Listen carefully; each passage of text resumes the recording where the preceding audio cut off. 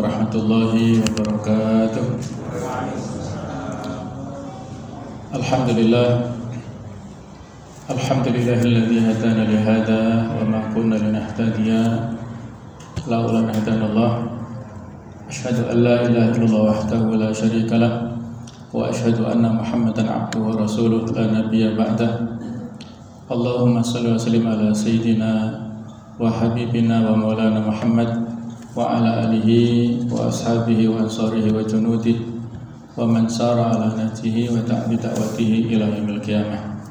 Pada kesempatan ini marilah kita lanjutkan kajian tafsir Al-Munir dari surah Al-Baqarah pada ayat yang terakhir 285 dan 286. Insyaallah malam ini kita akan selesaikan pembahasannya sehingga kita sudah selesai dari surat Al-Baqarah, dan pada pertemuan yang akan datang yang kebetulan adalah tahun baru Islam 1 Muharram 1444 Hijriah, insyaallah kita akan masuk pada surah Ali Imran.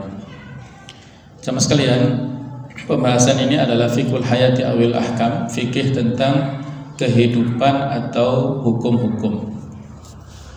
Disimpulkan oleh Profesor Dr. Wahbah As-Suhaili, dalat al-ayatani ala ma yali. Dua ayat ini memberikan petunjuk terhadap hal-hal yang berikut ini yang disampaikan oleh beliau ya.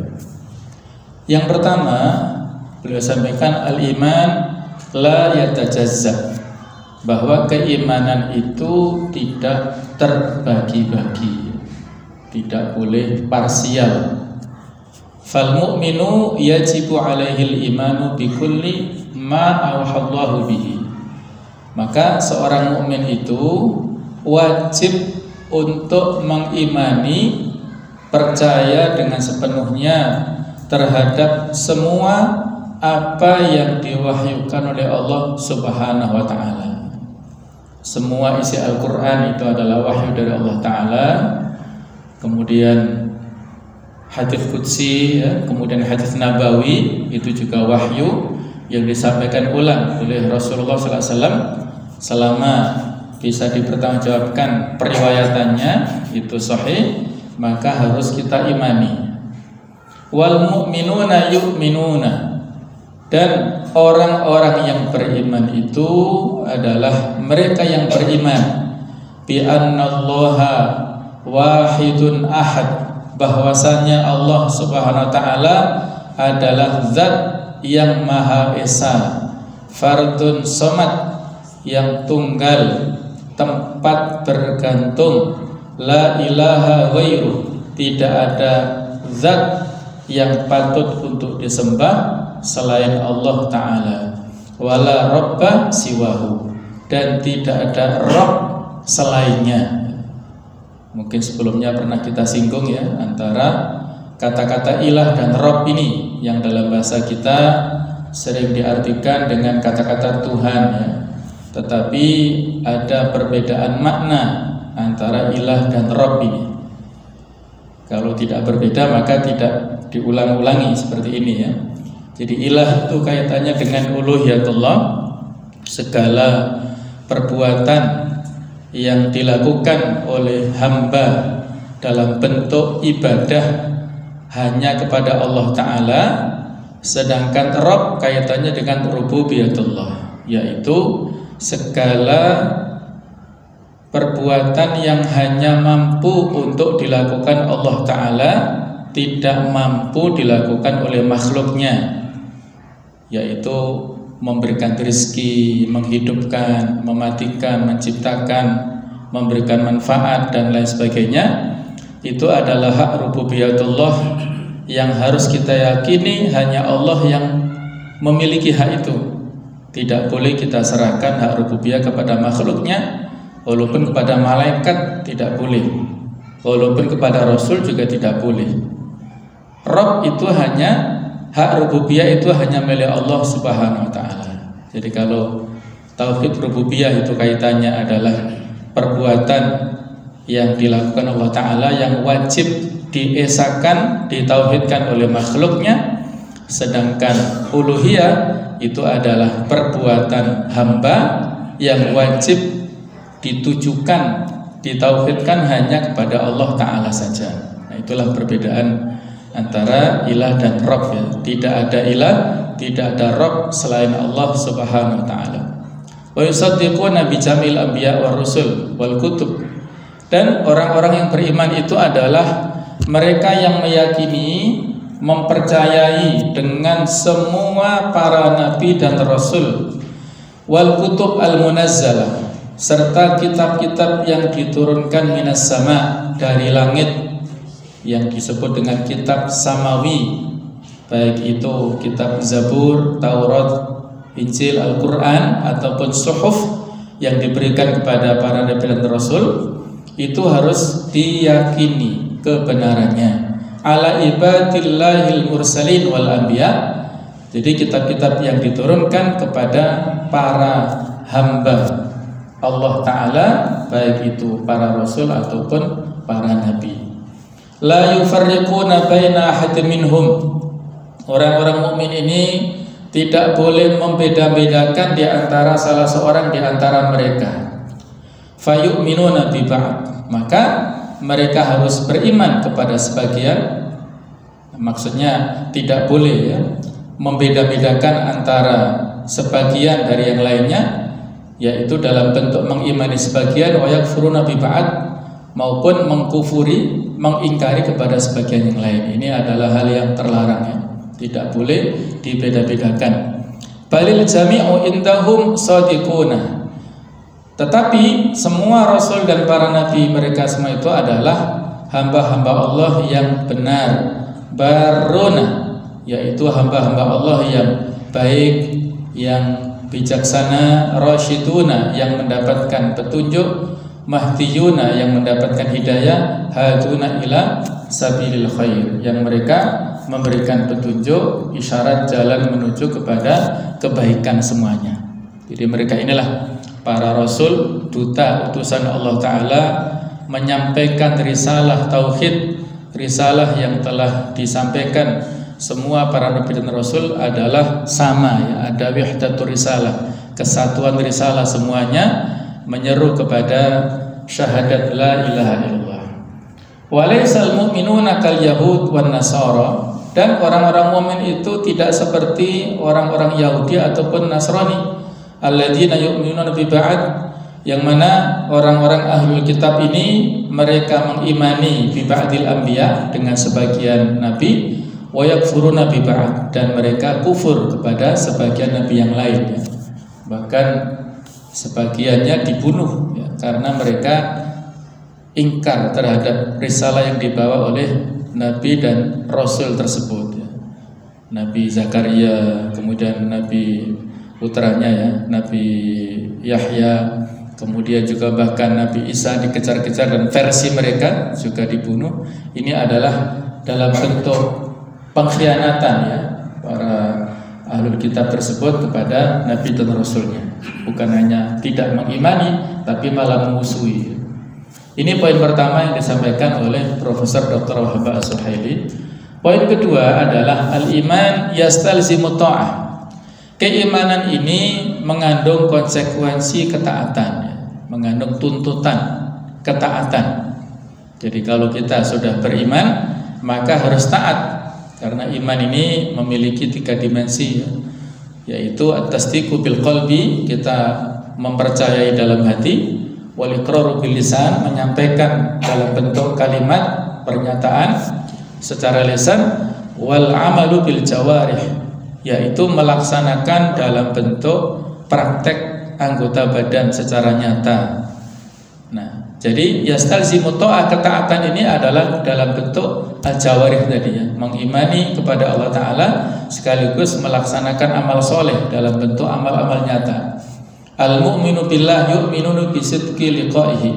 Seorang mukmin yang beriman kepada Allah mengimani kepada pertemuan kematian nantinya ya, kita semuanya adalah pasti meninggal dunia dan nanti ada proses yang panjang sampai di akhirat, sampai kita bertemu dengan Allah Ta'ala. Itu kita imani dengan sebenarnya.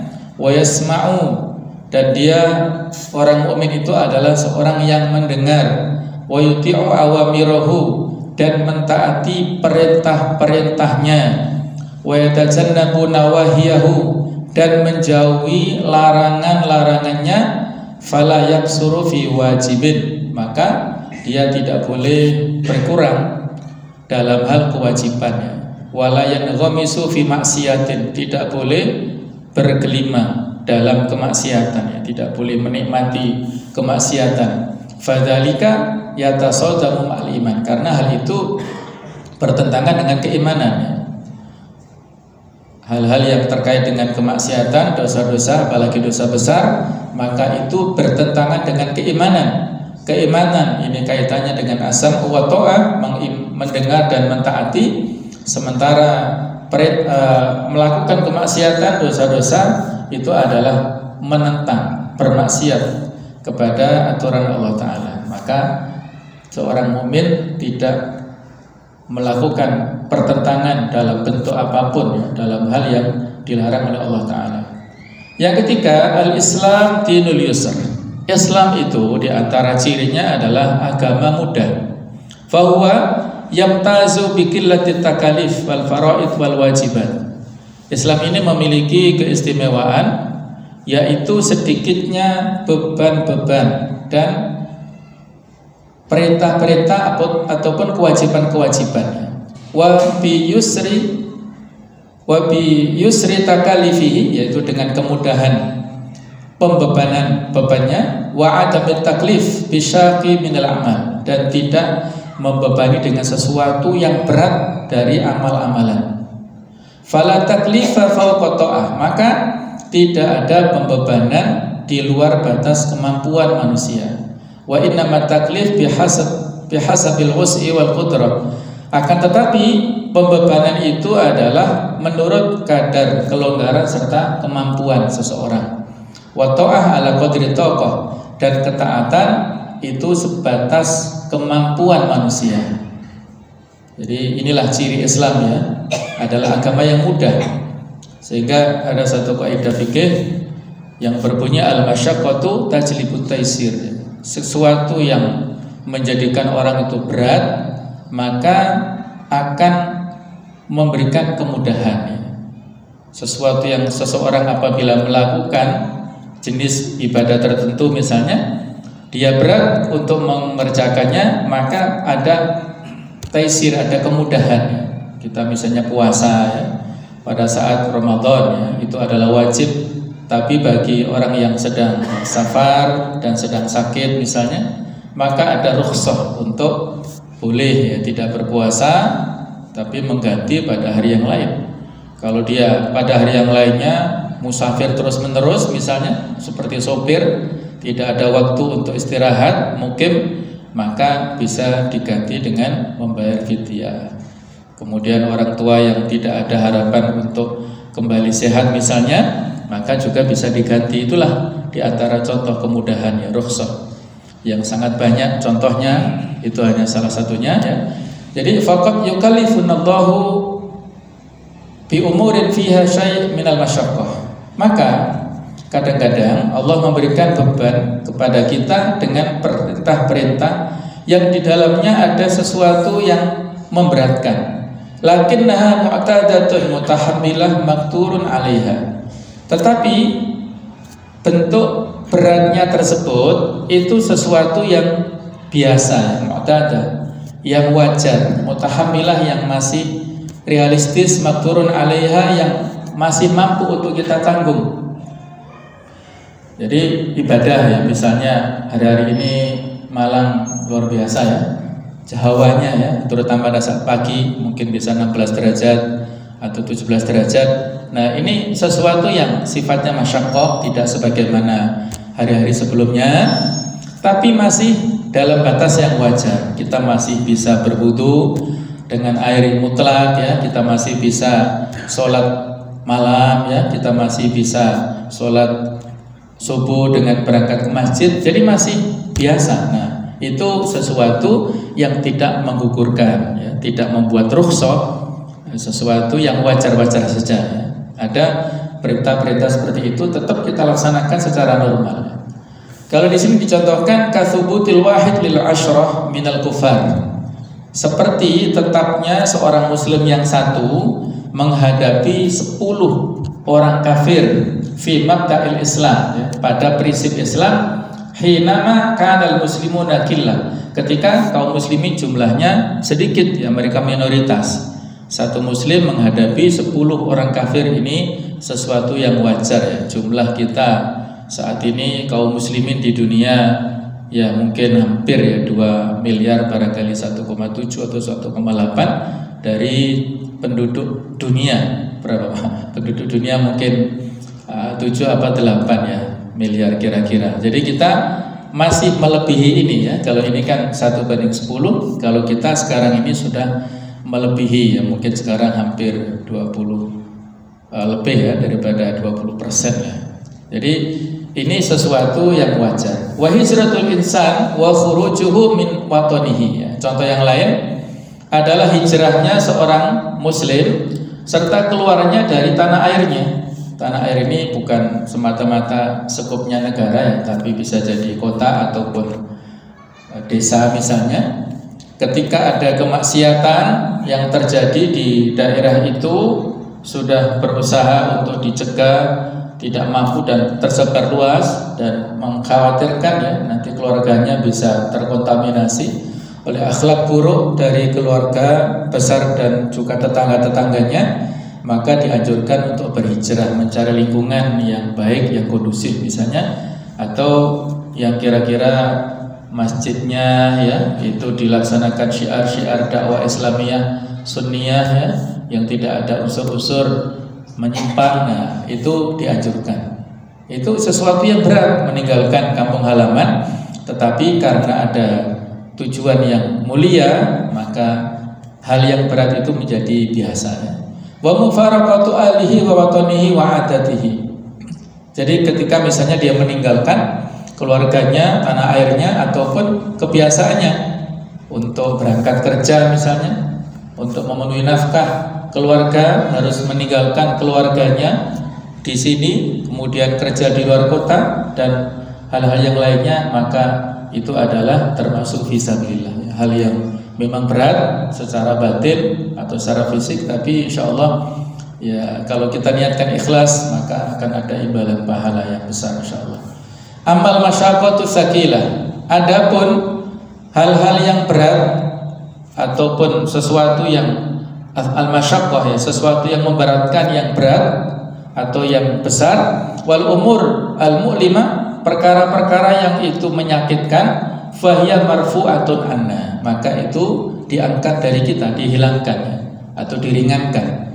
Wa kana ba'duha 'alal umami sabiqah, dan itu sebagiannya terjadi pada umat-umat sebelum kita, seperti yang sudah dicontohkan, ya, beberapa kali, kata klifihim biqatli anfusihim litaubah, seperti beban kepada mereka untuk membunuh diri mereka dalam rangka supaya taubatnya diterima, wa qardi maudhi'in najasati, dan menghilangkan tempat yang didapatkan najis di situ, kal bauli min thiyabihim wa juludihim, yang menempel, ya, seperti pipis pada pakaian mereka ataupun kulit-kulit mereka, maka ini dihilangkan, ya, dihilangkan tempatnya dan pakaiannya tersebut. Falil hamdu wal minnatu wal fadlu wal ni'mah, maka segala puji bagi Allah Ta'ala yang telah memberikan kenikmatan, fadilah yang sangat banyak kepada umat Islam yang seperti ini, ya. Kemudian berikutnya kita lanjutkan pada halaman yang sesudahnya. Wal khulasah, dan ringkasnya adalah bahwasanya firman Allah Subhanahu wa taala, la yukallifullahu nafsan illa wus'aha. Jadi perintah ataupun pernyataan yang disampaikan dalam ayat ini, Allah tidak memberikan beban kepada satu jiwa pun kecuali sebatas kemampuannya, adalah nasun ala annallaha ta'ala la yukallifu ahadan ma la yaqdiru alaihi wa la yatiku. Jadi ini adalah sebuah pernyataan tentang Allah Ta'ala tidak membebani seorang pun di luar batas kemampuan dan kekuatannya. Walau kallafa ahadan ma la yaqdiru alaihi wa la yastati'uhu lakana mukallifan lahu ma laisa fi wus'i. Seandainya Allah memberikan beban kepada seorang pun sesuatu yang tidak dia mampu, dia tidak bisa melaksanakannya, niscaya itu adalah maknanya Allah telah membebani sesuatu yang tidak dimiliki kemampuan oleh manusia. Wa hadza aslun azim fid dini wa ruknun min arkanil Islam, dan ini adalah merupakan asas yang agung dalam agama dan salah satu sesuatu yang rukun, yang prinsip dalam Islam ya. Jadi sama sekalian ini adalah merupakan hal yang prinsip ya. Kadang-kadang kita bersuudzon ya. Kita berburuk sangka kepada Allah Ta'ala ya. Ada orang yang diberikan beban berat dalam bentuk ekonomi misalnya, atau mungkin ada tugas-tugas yang berat yang dia merasa sangat berat sekali ya, menanggung beban derita dunia seperti itu, sehingga dia bersuudzon ya. Padahal kalau dia mau membaca ayat seperti ini, berarti dia telah berburuk sangka kepada Allah Ta'ala, telah su'ul adab bahasanya ya, telah beradab yang buruk kepada Allah. Dan ini tidak boleh ya. Itu persangkaan itu akan menimpa kepada dirinya. Kalau kita memiliki persangkaan perspektif yang negatif, yang terjadi adalah negatif. Kalau kita berprasangka positif, yang terjadi adalah hal yang positif. Nah, tergantung. Ana inta dzanni abdi, bi, aku adalah sesuai dengan persangkaan hambaku, itu dalam hadits qudsi. Hadza min haitsul waqi' al-fi'li, ini adalah ditinjau dari sisi realita yang nyata ya, perbuatan yang nyata. Amma min haitsul jawaz al-aqli, adapun dari sisi akal ya, kebolehan dari sisi akal, falam yamna al-asy'ariyatu min taklifi ma la yutaqu. Maka menurut pendapat mazhab Asy'ariyah tidak terlarang membebani sesuatu yang di luar kemampuan. Fa huwa jaizun aqlan, maka ini adalah sesuatu yang boleh secara akal, wa illam yaqa syar'an, walaupun tidak terjadi secara syar'i. Ya, memang di sini perlu pembahasan yang agak mendalam ya, karena versi mazhab Asy'ariyah ya, seperti ini. Kalau dari sisi realitas kehidupan ya, secara akal masih diperbolehkan, tapi secara syar'i tidak boleh. Secara syar'i di sini adalah kaitannya terutama dengan ibadah-ibadah mahdhah ya. Kalau kaitannya dengan akal rasional ini adalah kaitannya dengan muamalah sesama manusia atau hablum minan nas. Kemudian poin yang keempat, al-mas'uliyatu syakhsiyah. Ini juga penting ya, bahwasanya pertanggungjawaban itu adalah individu-individu, pribadi-pribadi ya. Laha ma kasabat wa 'alaiha maktasabat. Baginya apa yang dia amalkan, yang dia usahakan, dan atasnya apa yang dia upayakan. Yang ini sudah kita kupas ya pada pertemuan sebelumnya. Lil insani ma kasaba minal hasanat. Seseorang mengandung, memikul apa yang dia amalkan berupa kebaikan-kebaikan. Wa alaihi maktasaba minas sayyi'at, dan dia juga menanggung beban terhadap apa yang dia upayakan berupa keburukan-keburukan.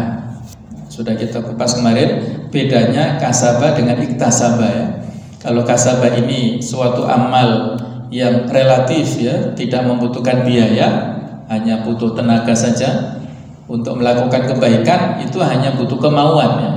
Kalau soal kemampuan itu insya Allah semuanya kita mampu, hanya mau atau tidak.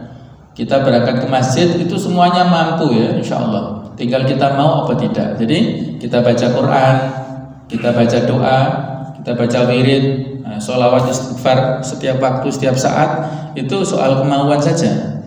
Nah, jadi untuk melakukan kebaikan itu hampir tidak perlu modal. Adapun untuk melakukan kemaksiatan itu butuh iktisab ya, butuh suatu upaya, butuh modal, butuh finansial ya, butuh kesempatan, butuh peluang ya, pokoknya lebih sulit. Nah, tapi realitanya banyak orang yang berbondong-bondong melakukan kemaksiatan, menghabiskan jutaan rupiah ya untuk hal yang maksiat, nah, tapi akhirnya mengandung dosa. Nah, sementara peluang kebaikan dilupakan ya, oleh manusia, oleh seorang muslim. Alhamdulillah. Mithlu qouli ta'ala ini sama dengan firman Allah. Ini namanya tafsir Quran bil Quran, al-ayat bil ayat, mentafsirkan ayat dengan ayat yang lainnya. Tafsir bil ma'thur ya. Wala taziru waziratu wizra ukhra. Seseorang tidak menanggung dosa dari yang lainnya.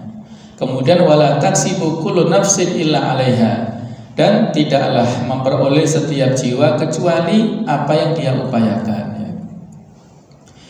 Ini jemaah sekalian, ada dari sisi yang lainnya ya, itu perbedaan di antara kita kaum muslimin ya, di antara para ulama tentang hukum ya, hukum menghadiahkan pahala dari amal-amal soleh yang kita lakukan.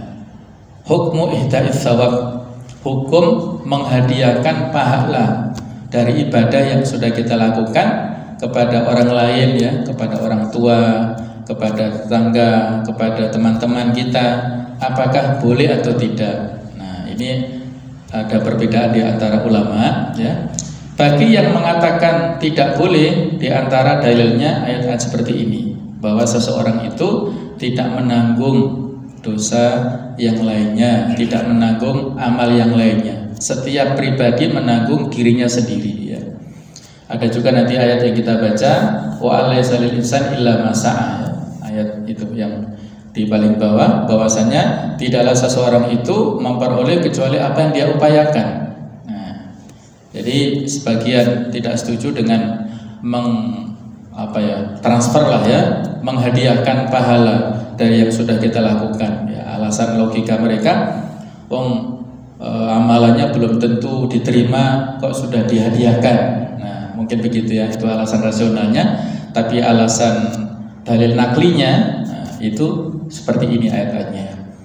Tapi dijawab oleh sebagian ulama yang lain, dan termasuk diantaranya adalah dari pendapat Imam Ahmad, kemudian juga Ibnu Taimiyah dan juga murid-muridnya, itu setuju ya. Mereka setuju untuk sampainya limpahan pahala ataupun menghadiahkan pahala amal kebaikan kepada orang lain. Termasuk Syekh Utsaimin juga setuju untuk dengan pendapat ihda'us tsawab ya, menghadiahkan pahala kepada orang lain. Nah, banyak dalilnya ya. Kemudian bagaimana dengan jawaban daripada ayat-ayat seperti ini ya? Jadi ayat-ayat seperti ini tidak bisa diartikan secara parsial dan digeneralisir gitu ya. Kita coba lihat di sini ya, bahwasanya seorang tidak menanggung dosa yang lain, betul ya. Seorang tidak menanggung dosa yang lainnya, masing-masing itu menanggung perbuatannya. Kemudian wa alaysa lil insani illa ma sa'a, seseorang tidak menanggung amal yang lainnya, itu juga betul. Tetapi ya, kalau jadi ayat ini adalah tidak menafikan apabila seseorang itu memberikan apa yang dia lakukan kepada orang lain. Mungkin agak rumit ya pemahamannya, ini perlu berkali-kali memang ya. Dan itu didukung oleh banyak dalil ya, diantaranya tentang masalah haji ya. Jadi kiasnya adalah kepada tentang doa ya. Doa itu ketika ada seorang yang bertanya ya tentang tiga amal yang diperbolehkan ya, idza mata ibnu adam in qata amaluhu, ketika anak manusia sudah meninggal amalnya terputus kecuali tiga, salah satunya adalah walidin sholih yaitu amal soleh yang senantiasa doa yang baik ya dari seorang anak kepada orang tuanya. Nah, jadi doa yang baik itu sampai. Kemudian ada seorang yang bertanya, inna ummi matat, wahai Rasulullah, ibuku meninggal dunia. Afa atasaddaqu anha, apakah boleh aku bersedekah atas namanya? Maka diperbolehkan oleh Rasulullah SAW ya. Jadi sedekah untuk ibunya yang sudah meninggal dunia ya. Kemudian dalil yang lainnya adalah ada seorang yang berihram ya, labbaika an syukrumah ya. Orang ini pada saat ihram mengatakan, ya Allah, aku memenuhi panggilanmu untuk ihram haji ini atas nama syukrumah. Kemudian ditanya siapa dia, kata dia adalah orang ya yang keluarganya lah intinya. Kemudian Nabi bertanya, apakah kamu sudah berhaji untuk dirimu sendiri? Nah, kata dia belum. Nah, kata Rasulullah, hajilah untuk dirimu sendiri dulu, baru kemudian tahun depan atau kapan lagi berhajilah untuk syukrumah. Artinya haji ini boleh ya, batal istilahnya, batal haji ini juga ada dalilnya dan diperbolehkan ya. Kemudian ada lagi yang bertanya tentang ayahnya yang meninggal dunia, kemudian wa alaihi shaum, ya dia punya utang puasa. Kemudian anak ini minta izin, afa asumu anhu, apakah boleh aku menggantikan puasa orang tuaku yang sudah meninggal? Maka kata Rasulullah, boleh. Dainullah ahaqqu an yuqda, hutang Allah lebih layak untuk dibayar. Hutang puasa harus lebih layak untuk dibayarkan oleh anak-anaknya itu. Nah, inilah dalil yang sekian banyak yang memberikan petunjuk. Jadi yang tidak boleh itu kalau kita mengambil gitu ya, mengambil dari orang lain, kecuali dalam kasus muflis ya. Kalau hadis muflis ini beda konteks ya. Muflis itu orang yang bangkrut. Orang bangkrut itu bukan orang yang punya dagangan banyak, tapi rugi bukan. Tapi orang bangkrut adalah pahala puasanya, pahala sholatnya banyak, tapi dia suka untuk menggunjing sana, mengunjing sini, tidak bisa menjaga lidahnya, menyakiti hati orang lain, sehingga mereka nanti menuntut keadilan di sisi Allah Ta'ala. Yang dirasani menuntut pahala dari sholatnya, sana yang dizolimi menuntut pahala puasanya. Jadi ini dalil khusus lah ya. Kalau muflis ini jelas dia akan menjadi bangkrut, amal-amal ibadah puasa dan sholat serta yang lainnya ditransfer kepada orang yang mazlum, yang terzolimi. Sementara kalau amal stok kebaikannya itu sudah habis, maka dosanya yang dilakukan oleh orang mazlum di dunia dilimpahkan kepada orang yang zalim itu. Nah, ini dalam kasus muflis ya. Jadi kalau yang dilarang dalam ayat-ayat ini adalah kalau kita mengambil bukan dalam konteks kezaliman tadi ya, itu nggak boleh. Dosa orang lain ya tidak bisa dibebankan kepada orang lain serta-merta tanpa ada kasus kezaliman tadi. Kemudian kita yang mengambil orang itu ya dari pahala kebaikannya itu yang tidak boleh. Wa alla salisa dalam masa itu maknanya seperti itu. Tapi kalau dengan sukarela pelaku kebaikan amal sholat itu memberikan pahalanya kepada orang lain, maka dalam hal ini boleh ya, berdasarkan dari riwayat-riwayat tersebut. Tapi ini khilafiyah ya, artinya ada peluang ya, peluang perbedaan istihadiyah di sini, sehingga harus saling toleransi ya, tidak harus saling menghargai di antara sesama ya. Baik, kita teruskan ya supaya selesai materi ini. Kemudian dalam riwayat Ibnu Abbas beliau mengatakan, karena Rasulullah SAW idza qara'a akhir suratil Baqarah wa ayatul kursi dhahika. Kebiasaan Rasulullah itu ketika selesai membaca akhir surat Al-Baqarah ataupun ayat kursi, beliau tertawa ya, senang. Wa qala, dan mengatakan, innahuma min kanzir rahman tahtal arsy. Dua-duanya itu adalah merupakan perbendaharaan Allah di bawah arsy. Jadi bangga ya membaca ayat-ayat seperti itu. Wa idza qara'a, tetapi ketika beliau membaca ayat yang lainnya, misalnya may ya'mal su'a yujza bihi, barang siapa yang melakukan amal keburukan maka dibalas secara tuntas kepadanya. Kemudian wa alla sallallahu masa yang kita baca, wa anna sa'yahu sawfa yura, dan bahwasanya amalannya, usahanya itu akan diperlihatkan. Summa yujzahul jazaa'al aufa, kemudian dipenuhi balasannya dengan sempurna. Maka beliau istarja'a wastakana. Jadi beliau mundur ya, beliau merenung ya, merenung, mentadaburi dan ya sedih ya dengan ayat-ayat seperti ini yang mendalam dan itu memiliki makna yang berat ya untuk umatnya. Ini juga menunjukkan betapa beliau sangat cinta ya kepada umatnya, memperhatikan ya tentang masa depan umatnya ya. Jadi kalau membaca ayat yang berisi tentang kegembiraan, beliau senang, tertawa. Tetapi ketika membicarakan ayat-ayat tentang masalah pembebanan, beliau merenung dengan mendalam ya. Allahu a'lam. Yang kelima, wazalat ayat, dan menunjukkan ayat yang sudah kita baca, laha makasabat alaiha maktasabat, ala annahu yutlaqu ala af'alil ibad. Ini diperuntukkan kepada perbuatan-perbuatan hamba al-kasbi wal iktisab. Jadi ada al-kasb wal iktisab ya, sudah kita singgung tadi. Al-kasb adalah upaya tanpa kebutuhan modal. Jadi iktisab itu adalah upaya dengan sekuat tenaga. Jadi wa ala anna man qatala ghairahu, ini contohnya dari sisi hukumnya, bahwasanya orang yang membunuh orang lain bimusaqqalin, dengan alat berat, kahajar wa khasab, seperti batu ataupun kayu ya, au bin khunkin au taghrib, atau dicekik, atau misalnya ditenggelamkan misalnya. Ada orang yang melakukan pembunuhan seperti itu, fa alaihi dhamanuhu, maka dia harus menanggungnya, menanggung konsekuensinya, hukumannya, hukum pidananya, qisasan au diyatan, baik itu dalam bentuk qisas, yaitu hukuman setimpal ketika tidak ada maaf dari keluarga besarnya, audiatin, atau diat tebusan ketika keluarganya memaafkan. Nah, baru bisa ya ada diat ini. Khilafan Abi Hanifah, berbeda dengan pendapat dari Abu Hanifah, alladzi ja'ala diyatahu 'alal aqilati, yang mana beliau berpendapat menjadikan tebusannya kepada al-aqilah, yaitu al-qabilah, keluarga besarnya. Jadi langsung ya, beliau membuat sebuah pendapat, ini adalah bisa diganti dengan tebusan, ditanggung oleh keluarga besarnya. Wa dzalika yukhalifu dhahir, ini berbeda dengan dhahir ya, daripada ayat tersebut ya.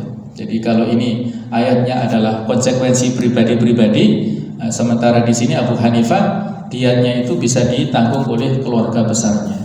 Wa dallat ala anna suqutul qisas anil ab ya, dan ini ayat juga menunjukkan bahwasanya hilangnya atau jatuhnya qisas anil ab, sukut di sini adalah maksudnya hilangnya qisas, hukuman balas kepada seorang ayah, anil ab biqatli waladihi, apabila seorang ayah membunuh anaknya, layak tadi sukutuhu an syarikihi ya, tidak mengandung konsekuensi hilangnya dari sekutu ayahnya. Sama-sama misalnya dia membunuh secara kolektif, bukan hanya ayahnya saja tapi ada misalnya 3-4 orang, maka yang lainnya itu juga harus kena kisos. Nah, beda dengan ayahnya di sini. Jadi kalau ayahnya ini tidak kena kisos, tapi kalau sekutunya kena kisos. Ini seperti itu contohnya. Falqutu wajib ala syarikil ab, maka al-qut di sini al-qisas ya, hukuman bunuh itu wajib ditegakkan kepada syarikil ab, orang yang bekerja sama dengan ayahnya, fi'il malikiyah, mengikuti pendapat dari mazhab Maliki, yaitu Malikiyah, khilafan Abi Hanifah, berbeda dengan pendapat Abu Hanifah. Wa ala syarikil mukhti, nah ini contoh yang lain ya, kepada orang yang bekerja sama dengan orang yang membunuh tanpa sengaja, itu juga diberikan iqab ataupun ini qisas, khilafan li Syafi'i wa Abi Hanifah, berbeda dengan pendapat Imam Syafi'i maupun Abu Hanifah. Kemudian watala adzon, dan ayat ini juga menunjukkan ala wujubil haddi, wajibnya al-had alal mar'ati, jadi hukum pidana kepada seorang wanita perempuan al-aqilah al-baligha, dia ini berakal serta dia sudah balik, idza makanat majnunan min nafsiha, apabila, mohon maaf contohnya ini dalam fikih kadang-kadang memang bahasanya vulgar ya. Jadi apabila ada seorang wanita yang baik-baik, dia berakal, sehat, dia sudah balik, berzina dengan laki-laki yang majnun, yang gila, maka wanita ini tetap harus dihukum ya, dihukum had ya, dihukum pidana ya. Kalau dia masih bujangan ya berarti dia dicambuk ya 100 kali ya. Kalau dia sudah menikah berarti dia mendapatkan rajam ya. Itu contoh ya yang ada terkait dengan ayat ini. Kemudian berikutnya adalah yang keenam, yaitu raf'ul ismi anil khata' wa nisyan ya, dihilangkannya dosa dari kesalahan dan lupa. Talat al-ayah ala anal isma marfu'un halal khata' wa nisyan. Jadi ayat ini menunjukkan bahwasanya dosa itu dihilangkan pada saat seorang itu salah ya, tanpa sengaja melakukan suatu kesalahan, wanisan ataupun lupa. Wa amal ahkam ad-dunyawiyah al-muta'alliqah bihima fasahih annaha takhtalifu bihasabil waqi'.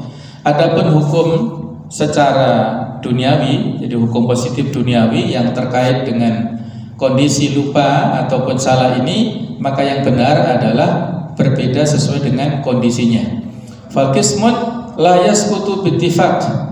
Maka satu kondisi atau satu pembagian la yasqutu bittifaq. Jadi satu pendapat ini satu kondisi tidak serta-merta hilang ya, ataupun tidak terlaksananya hukum itu sesuai dengan bittifaq, kesepakatan ulama. Kal gharamat ya, seperti tebusan ya, ataupun ganti rugi, wadiyat tebusan, wassalawatil mafruḍah, ataupun sholat-sholat yang 5 waktu ya. Artinya kalau kita lupa tidak melaksanakan sholat 5 waktu, maka harus kita ganti ya, seperti itu ya, sebagaimana dalam hadis dinyatakan seperti itu.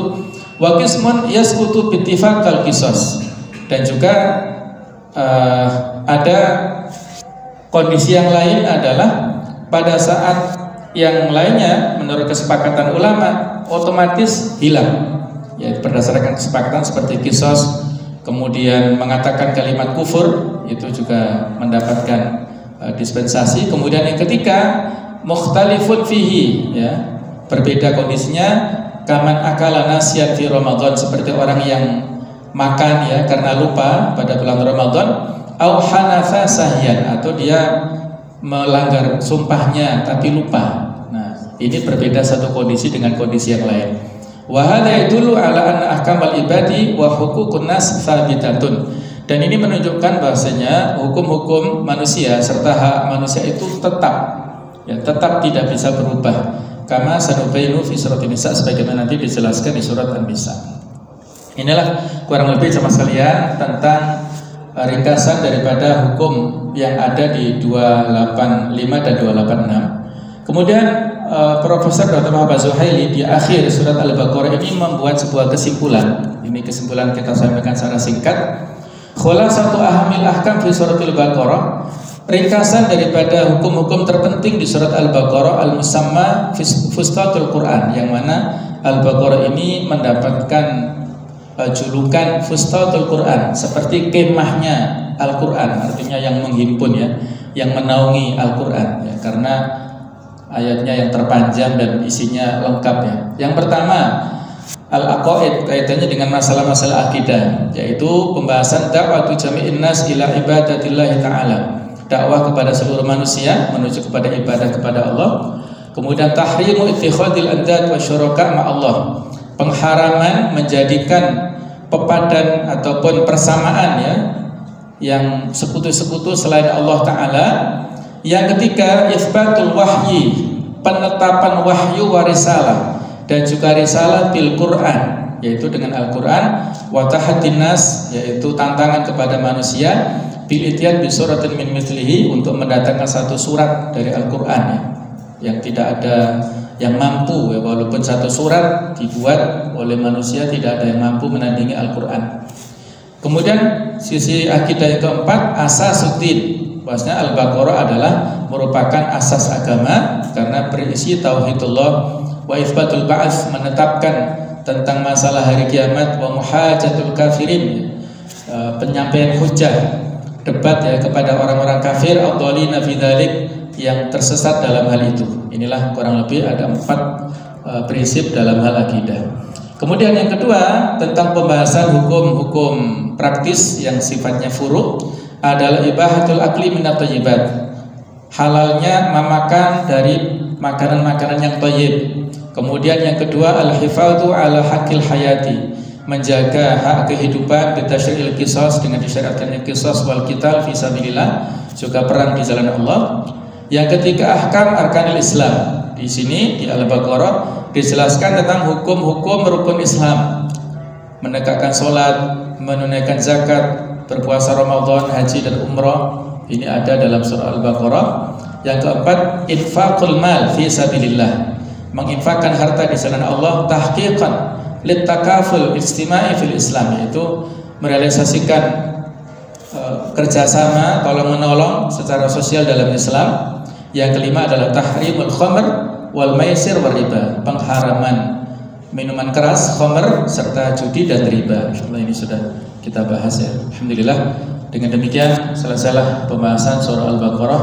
Mudah-mudahan surat ini bisa selalu kita jadikan sebagai teman kita baca setiap waktu, setiap saat, karena fadilahnya sangat banyak, isinya juga sangat lengkap, dan mudah-mudahan kita semuanya termasuk ahlul Quran ya, adalah hamba-hamba Allah yang sangat akrab dengan Al-Quran, yang sangat sangat memiliki interaksi yang kuat dengan Al-Quran Al-Karim ya. Dan insya Allah Al-Quran akan menjadi hujjatun lana, menjadi pembela kita di hari kiamat, dan insya Allah menjadi syafaat bagi kita semuanya di yaumul kiamat insya Allah. Amin ya rabbal alamin. Demikianlah yang bisa kita bahas pada kesempatan ini. Kurang lebihnya mohon maaf seikhlas-ikhlasnya. Mohon maaf atas segala kekhilafan. Subhanakallahumma bihamdik asyhadu an la ilaha illa anta astaghfiruka wa atubu ilaik. Wassalamualaikum warahmatullahi wabarakatuh.